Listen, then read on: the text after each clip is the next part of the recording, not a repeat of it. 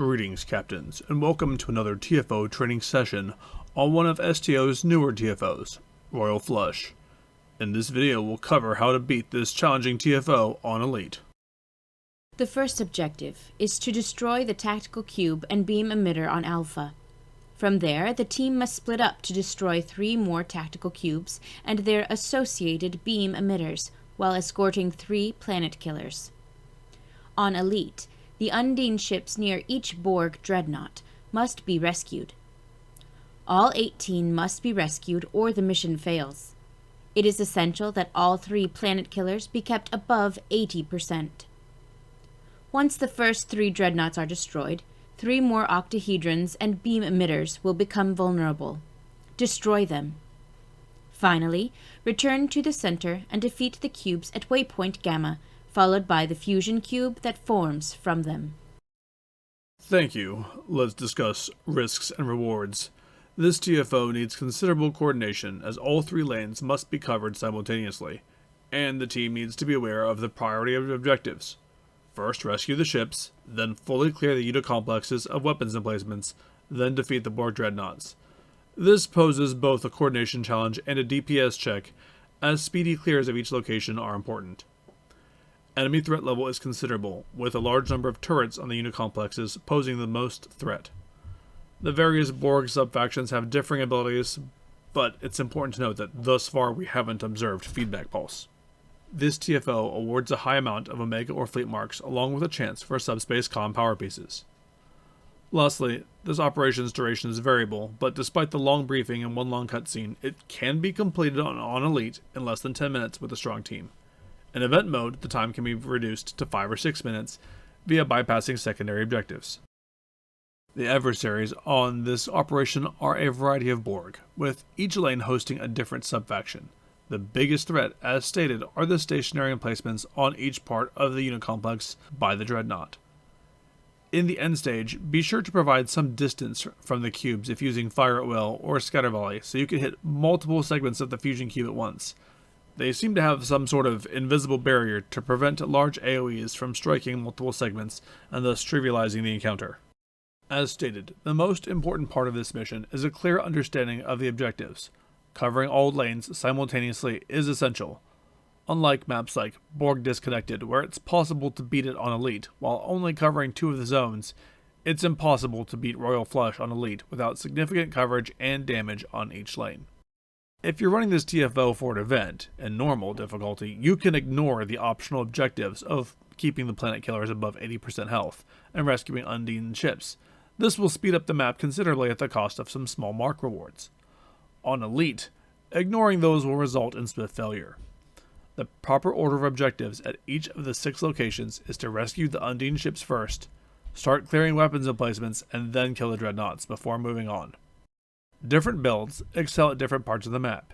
AoE energy modes like Fire at Will or Scatter Volley excel at fighting unit complex defenses, which are numerous but relatively fragile. Single target builds or kinetic builds clear the larger Borg ships very well. Exotics are relatively ineffective on this map since enemy density is somewhat low. There are lots of enemies, but they're very spread out and most of them are stationary and cannot be moved or clustered. It certainly can be defeated by an exotic ship, but it's not as synergistic.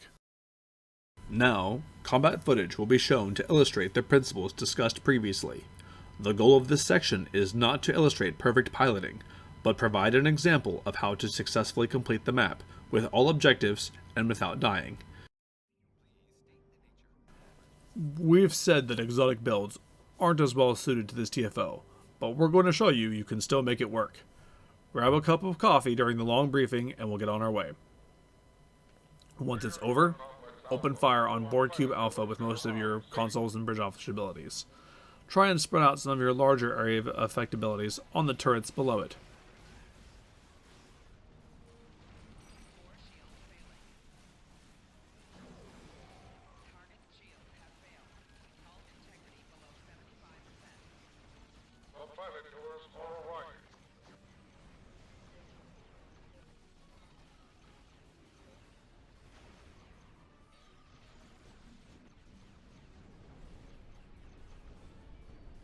Once the first complex is cleared, pick a lane and move towards it. I leave a few abilities on Cube Beta as I fly in to soften it up, but the focus here is on freeing Undine ships. There are 3 probes at each ship, and there are 3 ships at each zone. You don't have to fire everything at the initial probes. You'll need more abilities for the other ships. With a strong enough gravity well, you can pull the probes from the second Undine ship over and destroy them simultaneously.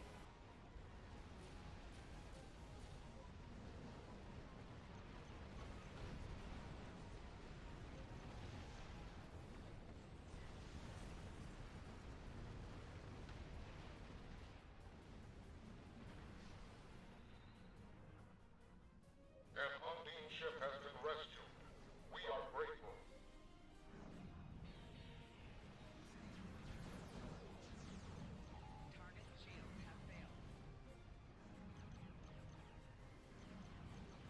Once all 3 ships are freed at a given zone, move back to the tactical cube. Since I'm in a scout ship, I try and flank it for maximum damage while still tossing some abilities at the weapons emplacements below. The planet killers only have 1 million hit points, so leaving up a single turret can be fatal. 200k hit points on a slow target goes very quickly.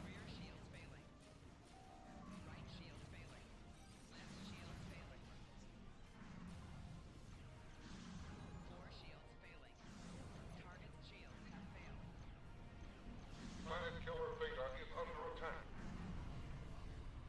The tactical cube at Gamma has been destroyed. Destroy the emitter.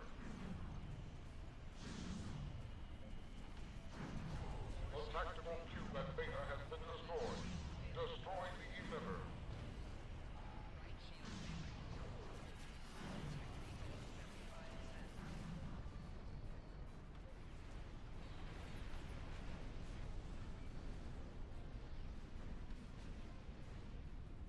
Moving down the lane, repeat the sequence as before. Free the 3 Undine ships, then move on to the unit complex and destroy everything. Using enough abilities and actives to clear their probes while leaving enough for the next fight will help speed up the run and improve chance of success.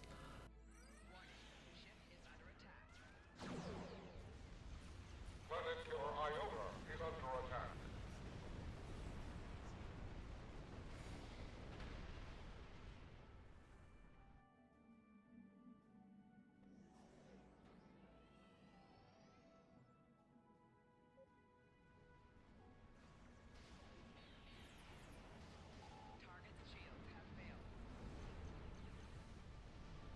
An Undine ship has been rescued.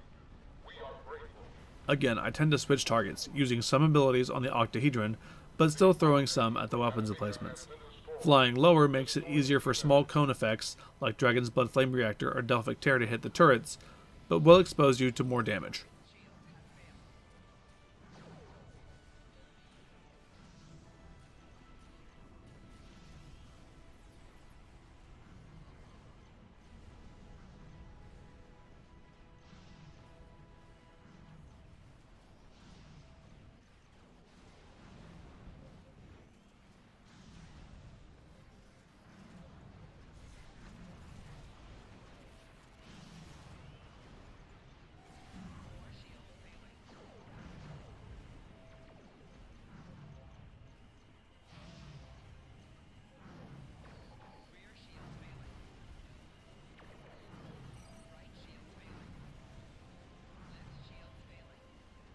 The octahedron at Zeta has been destroyed.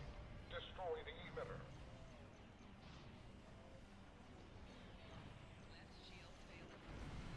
The octahedron at Epsilon has been destroyed.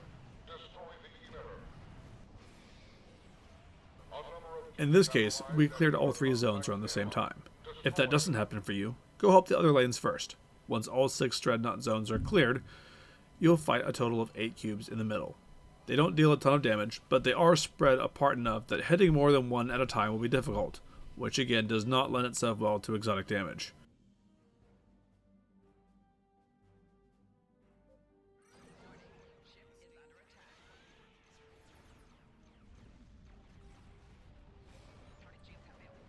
Strange, but you have not unearthed. Its movements are irregular. Stay alert.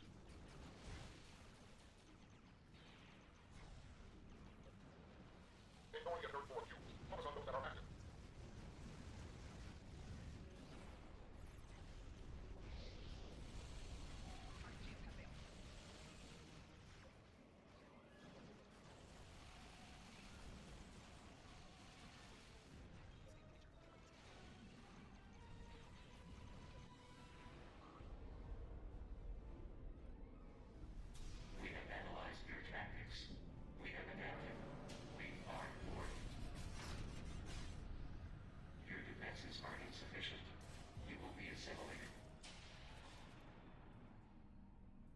After all 8 cubes are disabled, they'll fuse together into a large fusion cube with multiple segments.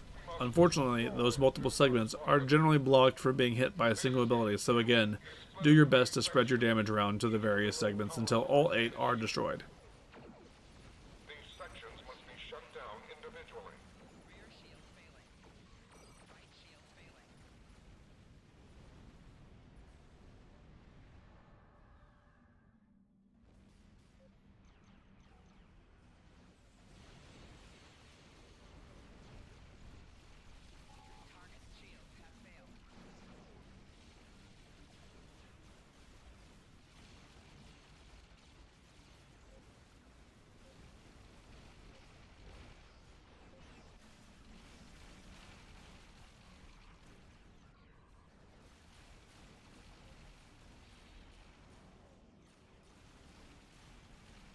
We must leave the area. Once the whole fusion cube is down, the mission ends.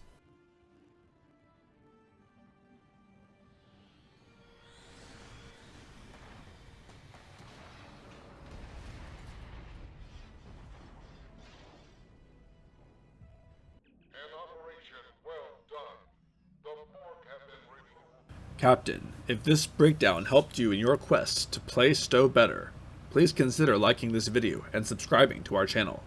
The link to the specific build used for this tutorial is in the description. For more guides and builds, check us out at www.stobetter.com.